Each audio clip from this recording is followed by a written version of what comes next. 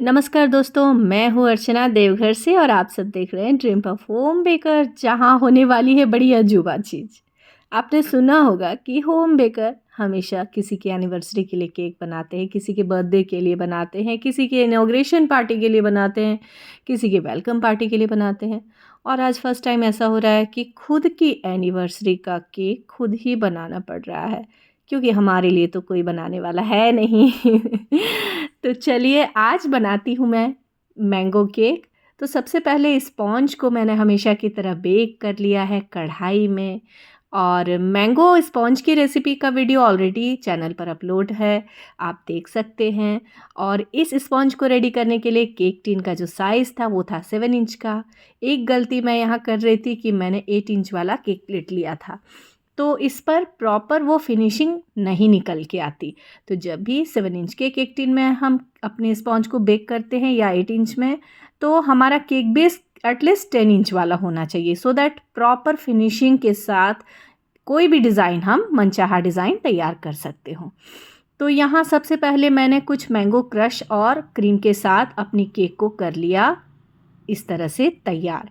यहाँ क्रम कोटिंग कर लेने के बाद इसे मैं कर लूँगी कुछ देर के लिए फ्रीज, क्योंकि मुझे एकदम समझ नहीं आ रहा था कि मैं कौन से डिज़ाइन का बनाऊँ। एक्चुअली मेरा मन भी नहीं था, कोई सेलिब्रेशन नहीं, पार्टी नहीं, कुछ भी नहीं करना है, बस बच्चों को खिलाने के लिए केक तैयार कर रही थी। तो एक्चुअली हम बड़ों से ज़्यादा एक्साइटेड बच्चे होते हैं कि कोई भी ऑकेज़न हो तो उन्हें केक तो चाहिए ही चाहिए। तो आप सेलिब्रेशन करें या ना करें, पर बच्चों के मन को समझना पड़ता है, उन्हें खुश रखने के लिए बहुत कुछ करना पड़ता है। तो आज वही चीज़ है कि ऐसा कुछ नहीं कि मैं सेलिब्रेशन के लिए केक बना रही हूँ या बहुत ही ज़्यादा कुछ पार्टी फंक्शन हो रहा है, ऐसा कुछ भी नहीं हो रहा है। तो बस बच्चों को खिलाने के लिए ही आज की ये मैंगो केक मैं रेडी कर रही हूँ।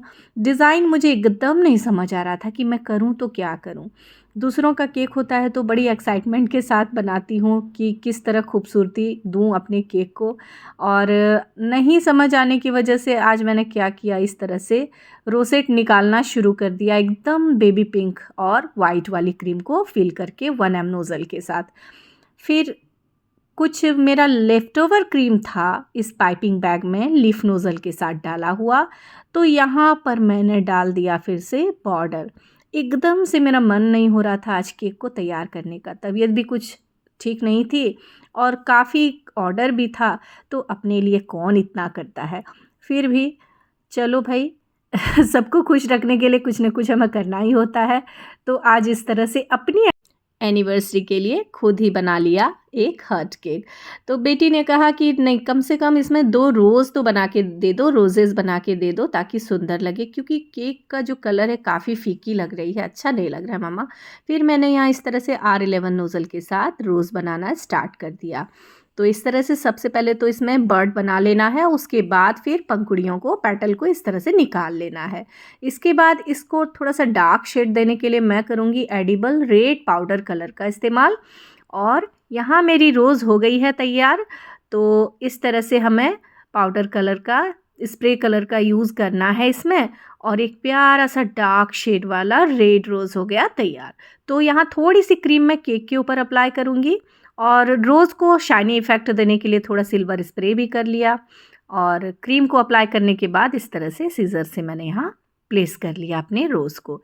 तो फिर बेटी ने कहा कि अभी भी कुछ ख़ास नहीं लग रहा, एक इस जगह और फ्लावर दो। तो फिर से मैं एक और रोज़ बनाने लगी। और जब बच्चे बड़े हो जाते हैं तो काफ़ी समझदारी आ जाती है, फिर वो जैसा इंस्ट्रक्शन देते हैं हम पेरेंट्स को वैसा ही फॉलो करना होता है। और यहाँ इस तरह से जैसा उसने कहा फिर से मैंने एक रोज़ बना दिया, और अगेन इसे पाउडर स्प्रे के साथ डार्क शेड में तैयार कर लेना है।